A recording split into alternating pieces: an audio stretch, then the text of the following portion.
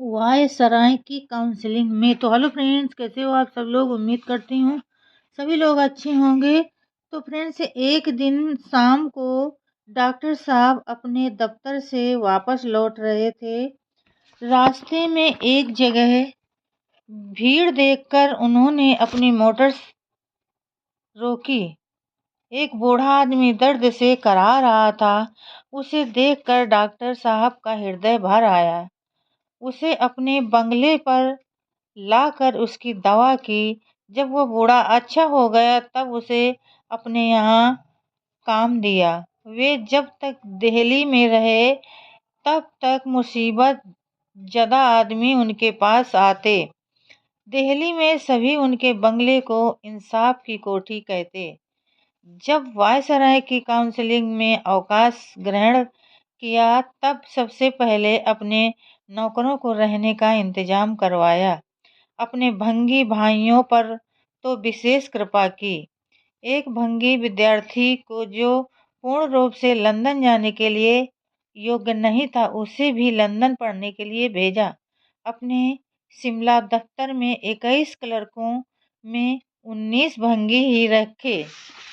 देश की उन्नति के लिए गांधी जी ने जो योजना बनाई है उससे डॉक्टर साहब सहमत नहीं।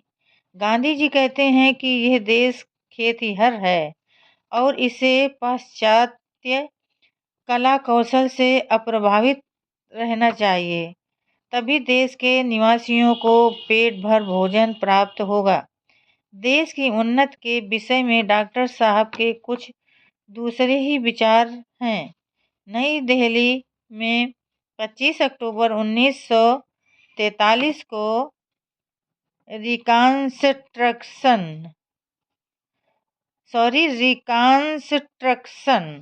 पॉलिसी कमेटी की एक सभा में भाषण देते हुए डॉक्टर साहब ने निम्नलिखित विचार प्रकट किए थे।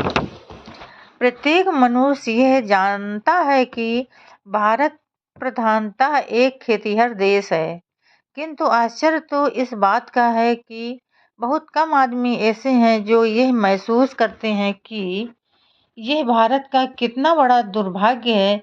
मैं यह जानता हूँ कि लोग इसे स्वीकार करने के लिए जल्दी तैयार नहीं होंगे। आज बंगाल में और भारत के अन्य भागों में खाना न मिलने की वजह से खेती करने वाले ही रोज मौत के शिकार हो रहे हैं।